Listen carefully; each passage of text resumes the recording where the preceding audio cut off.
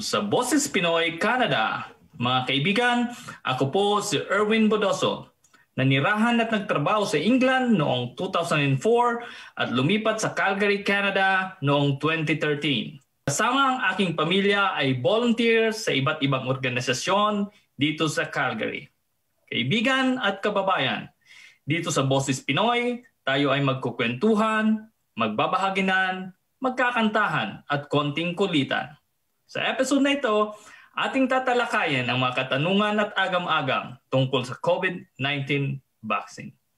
Laging tatandaan, lahat ay nadadaan sa usapang magkakaibigan. Ako naman po si kaibigang Edwin Chavez, isang community connector at community organizer mula po sa Pilipinas at mapalad tayo na may pagpatuloy ito hanggang dito sa Canada. So 5 taon na po tayo dito at masaya na patuloy na nakapaglilingkod sa ating mga kababayan kasama ang aking pamilya. So kasama po ako sa grupong Friends of Filipinos Rising for Inclusion and Equity to Nurture Democracy.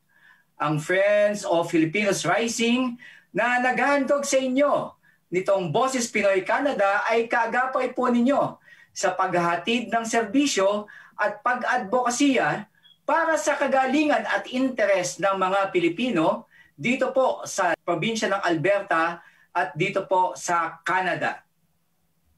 Mga kaibigan, ako po si Lenny, isa rin akong immigrant at marami ring mga magandang karanasan sa pagsisimula sa Canada. Alam niyo po sa totoo lang, sa dami ng aking mga nakilalang newcomers, ang dami ko rin pong natutunan sa loob ng 10 taon na mahigit na kasama ko ang aking pamilya dito sa Canada. So dahil dito sa mga newcomer na na-meet ko po, nitong mga mahigit 10 taon na ito, nakita ko at naniniwala ko na napakahalaga ng pag-uusapan nating paksa ngayong gabing ito. Kami po ang inyong host sa programang ito at bumabati, Kaibigan! San ka man? May boses ka! Alright. Live po tayo ngayon sa Facebook. Please like and follow ang Facebook page ng Filipinos Rising. At mapapanood din po ninyo kami later sa Boses Pinoy Canada YouTube channel. So please like and subscribe sa aming YouTube channel. Bakit nga ba Boses Pinoy ang tawag natin dito? Dahil ang Boses Pinoy ay naniniwala doon sa kahalagahan ng bawat opinyon, pakiramdam at mitiin nating Pilipino. Importante na marinig ang boses natin dito sa Canada at ang ating opinyon sa mga napapanahon at mahalagang isyo na naaapektuhan ang buhay natin mga Pilipino. Welcome po sa ating unang episode ngayong gabing ito, Usapang Bakuna. Isa po ito sa medyo kakaibang pagsasama-sama at pag-uusap. At hindi lang po yun, sisikapin natin na silipin ang mga latest na balita. At alam nyo ba, kaibigang Edwin at kaibigang Erwin, ito yung ating mga huling impormasyon na nabasa ko, palagay ko narinig nyo rin po ito. No? Unang-una, nais ko pong banggitin yung ating COVID vaccine hesitancy rate dito po sa Alberta. Alam niyo po ba, noong January 2021, ito po ay nasa 45%. Pero recently, yung hesitancy, ibig sabihin ito po yung nag-aalangan ng pagbabakuna ang ating mga kasamahan at ang mga Albertans. So ngayong Mayo, ang huling balita po natin ay ito ay bumaba na sa 17%. At hindi lang po yun. Nabasa ko rin, nakita rin natin yung huling balita from Bloomberg. Sabi po dito, there's already 1.84 billion doses administered across 176 countries. At hindi lang yun.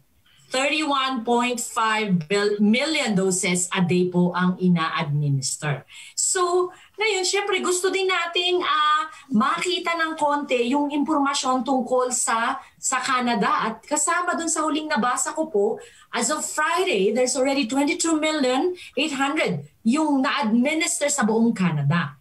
At sa Alberta naman po, ay 2.6 na po million ang na-administer. Siyempre, yung mga kababayan natin sa Pilipinas, gusto rin nilang malaman kung gaano karami na. Yung pong muling data na nakuha namin is 3.2 po million ang na doses ang na-administer na sa Pilipinas. Pero, isa pa, yan, nakikita nyo po sa inyong screen ang napakaganda. Alam nyo po, napakaraming impormasyon ang makikita natin online ngayon. Kaya napakaganda ring silipin ninyo sa buong mundo kung paano ang nangyayari, particular dito sa vaccine at saka sa ating administration in different countries ng vaccine na ito.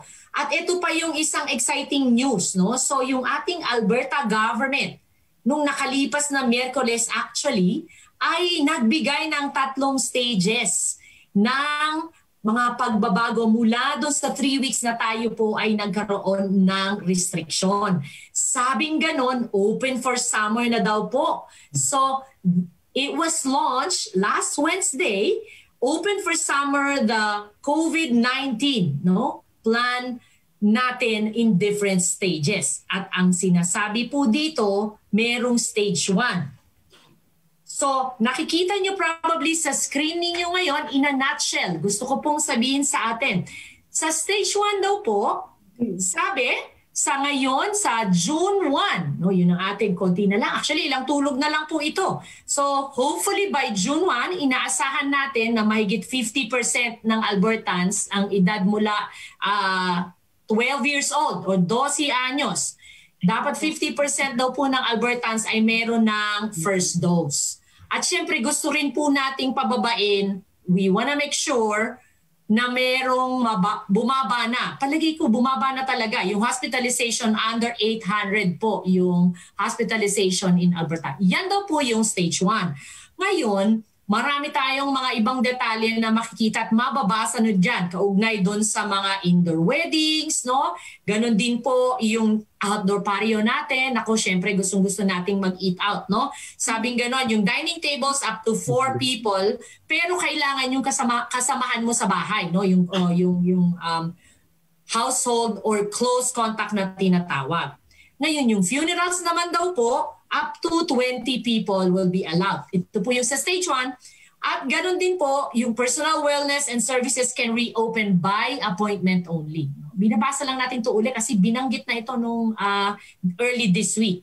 At ganoon din, last 2 important points, yung capacity for places to worship ay tumaas na po sa 15%.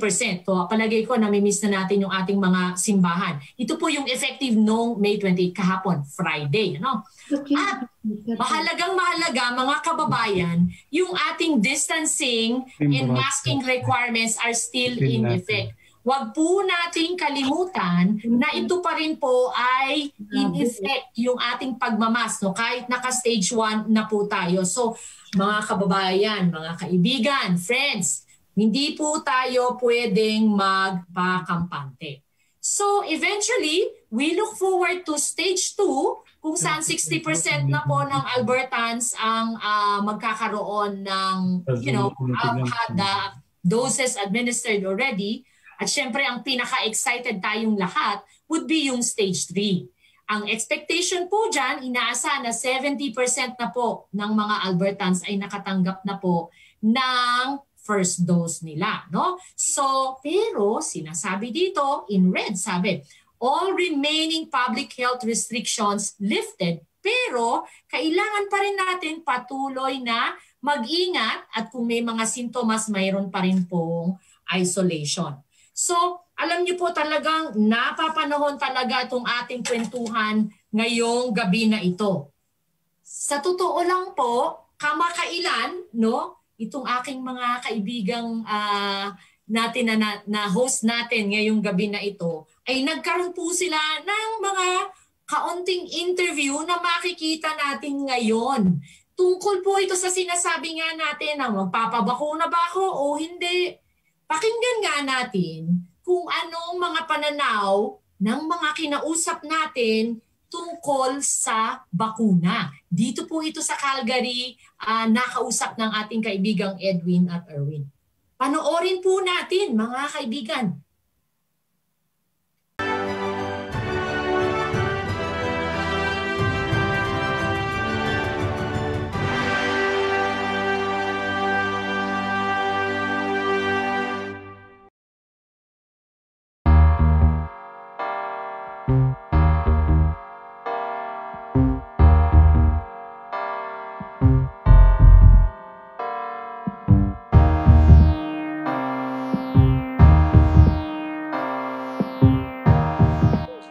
Magandang umaga, magandang hapon, magandang gabi, saan man dako ng mundo kayo nanrido. Nandito tayo ngayon sa Seafood City, Calgary. Ating pupulsuhan ang ating mga kababayan tungkol sa kanilang opinyon at mga karanasan tungkol sa bakuna.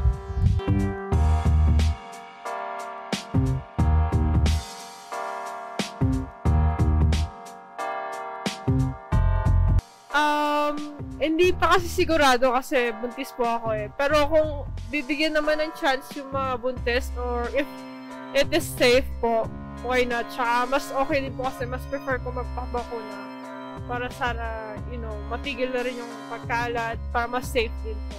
Mabuti. Naka-second dose na ako. Second dose. Tapos na rin ng mga anak ko. My whole family, natapos na kami. Okay naman, walang side effects. It will lower the risk of COVID, for sure. Opo, para matigil na rin po yung spread ng virus po. So, since it's really alarming ang nangyayari sa atin because of these cases, so we encourage yung family ko nga, especially right now na nasa essential, we work sa essential businesses. So, ang natin is vaccination is to prevent. Alam naman natin na this will help us to lessen the spread ng what we're facing right now sa pandemic.